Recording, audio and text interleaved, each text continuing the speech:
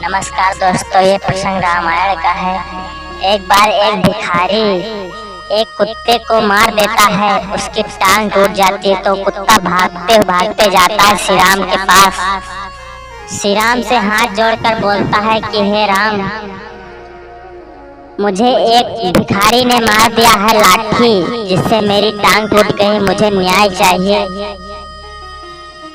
राम जी उस भिखारी को बुलाते हैं और उस भिखारी से पूछते हैं, तुमने इस कुत्ते को क्यों मार दिया, किसकी टांग टूट गई है? भिखारी ने कहा, ये मुझे भौंक रहा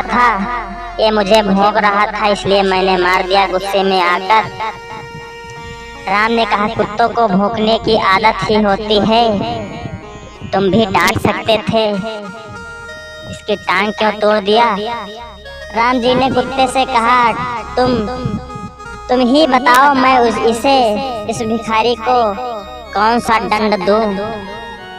कुत्ते ने कहा, इसे नेता बना दीजिए। राम जी कहने लगे, इसे नेता बना दो तो दंड के भोगी नहीं रहेगा ये, बल्कि बहुत खुश हो जाएगा, बहुत खुशी जीवन व्यतीत करेगा।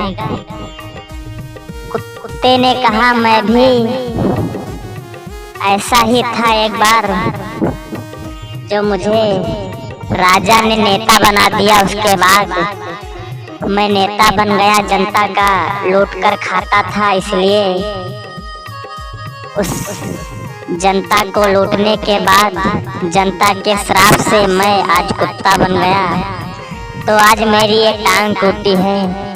जब ये भी नेता बन जाएगा और गलत रास्ते पर चलकर नेता जनता को परेशान करेगा, तो ये भी जनता के श्राप से कुत्ता बनेगा और इसकी भी टांग टूटेगी, तो इसे एहसास होगा। राम जी के दरबार में जब एक कुत्ते का न्याय होता था, तो लोग कहते हैं, माता सीता को राम ने क्यों त्याग दिया था? दोस्तों, राम ने सीता माता को नहीं त्यागा था, बल्कि राम सीता की ही इच्छा थी कि मैं वन जाऊं, संतों की कुटिया में, आश्रम में रहूं।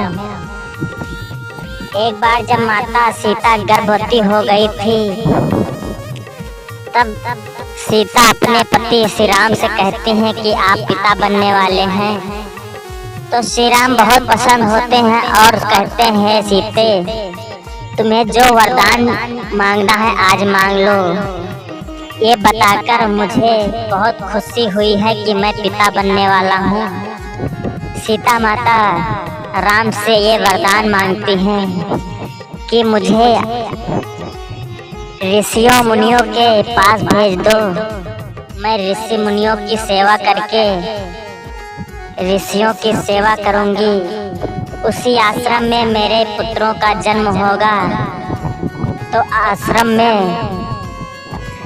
ऋषियों मुनियों का साथ रहेगा और मेरे बच्चे अच्छी विद्या प्राप्त करेंगे और आगे चलकर अच्छे महान पुरुष बनेंगे। ये सीता माता की इच्छा थी वन जाने के लिए। इतने में एक औरत अयोध्या में झाड़ू पोछा का किसी के घर में काम करती थी, और एक दिन शाम हो जाती है। जब वो औरत यमुना नदी पार, उसका गांव था, यमुना नदी को पार करने में जब शाम हो जाती है, बारिश होने लगती है, तो केवट से कहती है, तो केवट कहता है कि बारिश ज्यादा होने लगी है, आज मेरे ही घर मेरे पत्नी और मेरे बच्चों के साथ, आज मेरे ही घर रुक जाओ, कल सुबह चले जाना। वो औरत केवट के ही घर रुक जाती है, उसके पत्नी के साथ सो जाती है। जब दूसरे दिन अपने घर जाती है, तो उसका पति उसे अपने घर नहीं रखता है और कहता है, जाओ, जिसके घर रात बिता कर आई हो उसी के घर जाओ। मैं कोई राम नहीं हूँ कि कुछ वर्ष रावण के पास रहकर आई और राम ने स्वीकार कर लिया। मैं तुम्हें स्वीकार नहीं कर सकता। जब ये बात प्रजा में कानाफूसी होने लगी, राम को पता जब चला, सीता माता को पता चला, तो सीता माता राम से कहने लगी कि हे प्रभु राम, कि मैं वैसे ही एक बार आपसे कहा था कि मैं संतों के पास जाना चाहती हूँ, वन जाना चाहती हूँ, आश्रम जाना चाहती हूँ, और आज प्रजा गलत कहने लगी है, इसलिए मुझे वन भेज दीजिए।